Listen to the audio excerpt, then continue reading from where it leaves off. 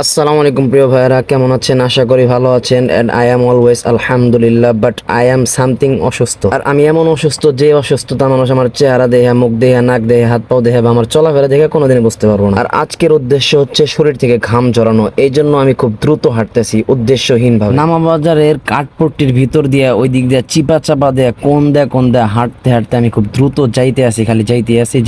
আমার উদ্দেশ্য হচ্ছে শরীর থেকে প্রচুর পরিমাণে ঘাম ঝরবে এবং আমি ওই নদীর সামনে গিয়ে দাঁড়ানোর পর সেখান থেকে আমার বাতাস লাগবে আর ভালো লাগবে। তো অনেক স্পিডে হাঁটতে হাঁটতে আসলে আমার শরীর থেকে অনেক ঘাম ঝরলো। সেই ঘাম টাম ঝরার পরে ফাইনালি আমি নদীর সামনে আয়া পৌঁছাই গেলাম আলহামদুলিল্লাহ। আর সেইখানে যাবার পর আমি একেবারে হতাশ। ভাই কি একটা দিন, পরিবেশটাও আমার কেমন জানি বিরুদ্ধে চলে গেছে, কারণ একদম বাতাস নাই। ওখানে যাওয়ার পরে দুইটা ছবি টবি তুইলে আমি চলে আয় বললাম ওইখান থেকে। তারপর আপনারা কি মনে করছেন আমি কি ওইখান থেকে আইসা পড়বো? না, আরো ঘাম জড়াবো, কারণ অনেক সময় আছে। আর এই পরিমাণ গরম পড়ছে, আমি আপনাদেরকে তারিখটা বলে দিই। আজকে হচ্ছে 21শে সেপ্টেম্বর, রোজ রবিবার। আজকে কি পরিমাণ গরম পড়ছে আমি ভিডিওটা আপলোড করুম কবে আমার জানা নাই, বাট আপনারা একটু স্মরণ করে দেখেন আজকের দিনটা কি পরিমাণ গরম ছিল। আর সেইখান থেকে আমি খুব দ্রুত হাঁটতে হাঁটতে নামাবাজার ব্রিজের নিচে, অর্থাৎ ওই নামাবাজার ব্রিজের ওইখানে চলে গেলাম। ওইখানেও বাতাস নাই। ওরে বাবারে বাবা কি গরম। আর গতকালকে ওই ব্রিজের ওইখানে অনেকক্ষণ দাঁড়াইছিলাম, তখন মনটা অনেক খারাপ ছিল। আর খারাপ থাকার কারণ হচ্ছে এই চিঠিটা। আর আজকে যেহেতু সময় নাই, সামনের একটা ভিডিওতে এই চিঠির বিষয়ে বিস্তারিত বলবো ইনশাল্লাহ। আর আজকের উদ্দেশ্য যেহেতু শরীর থেকে ঘাম ঝরানো, কাপড় ভিজানো, সুতরাং সেই উদ্দেশ্যে তো আর দাঁড়ায় থাকলে চলবো না। এই কারণে আবার আমি হাঁটাহাঁটি শুরু করে দিলাম। এই যে নামাবাজার থেকে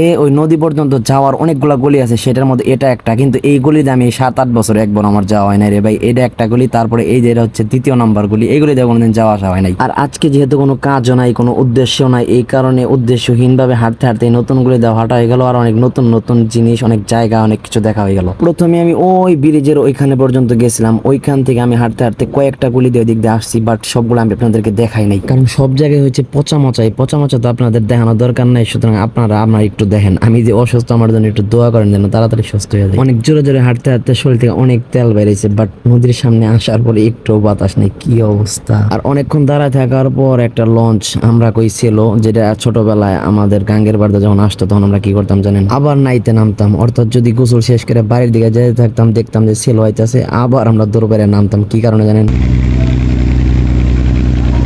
এই কারণে। জানি না আপনারা এই কারণটা বুঝছেন কিনা, আমি আপনাদেরকে ভালো করে বলি। আবার যখন এই গাঙ্গের পার দিয়ে কোনো ছেলো টেলো যায়, এটা যদি ছোট হয় তাহলে তো একটু কম ঢেউ লাগে, আর যখন বড় থাকে তখন আরো বেশি ঢেউ থাকে। তখন এই ঢেউ খাইবার লিগে মনে করেন যে আমরা যাইতাম। এইটা ছোটবেলার কথা বললাম। এখন তো অনেক বছর ধরে গোসলি করা না, গাঙ্গে যাওয়া হয় না। এই মাছগুলা দেখছেন কি অবস্থা। এগুলো আসলে খাওয়ার মতো না, এই কারণে ধরে না এই মাছ। এই কারণে সবাই দেখে কিন্তু কেউ ধরে না।